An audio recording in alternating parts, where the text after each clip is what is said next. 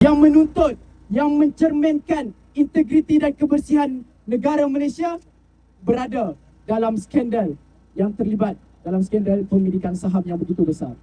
Jadi, tuntutan kami Sekretariat undur Azam Baki pada hari ini jelas. Pertama, undur Azam Baki. Dan yang kedua, siasat, dakwa dan tangkap Azam Baki.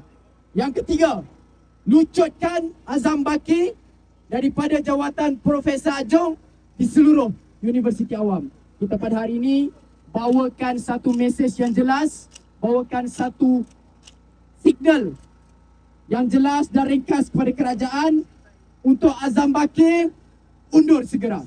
Hidup, hidup, mahasiswa, bangkit, bangkit, anak muda, tangkap, tangkap, Azam Baki. Terima kasih.